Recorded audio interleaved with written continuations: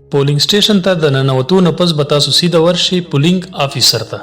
هغه ته به خپل اوریجنل شناختي کارت وښایئ. پولینګ افیسر به د تا شناختي کارت چیک کړي چې آیا ته پخپله یې که بل څوک دی، او بیا به ووټر لیست وګوري. د ووټر لیست نه پس چې کله معلومه شوه چې په ووټر لیست کې د تا نوم شته، نو د سیریل نمبر مطابق به دوی په پولینګ ایجنټانو باندې په تیز اواز سره غږ وکړي او ستا سیریل نمبر به ورته وښایي. چې کله پولینګ ایجنټان د تا سیریل نمبر مطابق د تا ووټ چیک کړي، کنفرم کړي، نو تا ته به په ګوته باندې سیاهي در ولګوي. د دې نه پس به د صوبایي اسمبلی ووټر لیست کې او د قومي اسمبلی ووټر لیست کې د تا ګوته ولګوي. او یاد ولرئ چې سړی به د لیفت سایډ ګوتې نشان لګوي او ښځه به د رایټ سایډ د ګوتې نشان لګوي.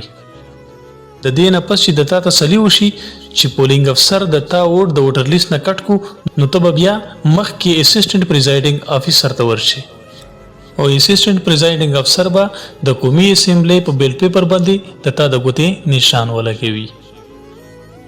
او د ګوتې د نشان د لګولو نه پس به د بیل پیپر په بیگ باندې دوی مهر ولګوي او بیا به ور باندې ساین وکړي. د ساین نه پس به ووټ تا ته کټ کړي او تا ته به یې درکړي.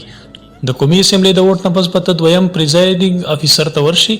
هغه به تا ته د صوبایي اسمبلی ووټ جوړوي، د تا نه به پې ګوته لګوي او بیا به سیم ټو سیم دغسې په بیگ باندې دوی مهر لګوي، ساین به پې کوي او بیا به تا ته هغه ووټ درکوي. او بیا به یو مهر هم درکوي.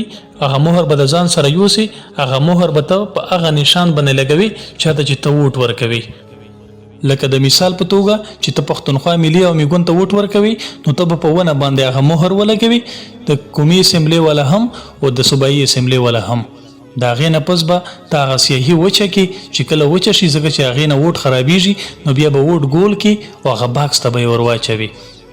چې باکس ته دې ور واچو، نو بیا چې کوم مهر تا ته اسسټنټ پریزایډینګ افیسر درکړی و هغه واپس ورکړه او خپل اوریجنل شناختي کارت ځنې واخله. مننه.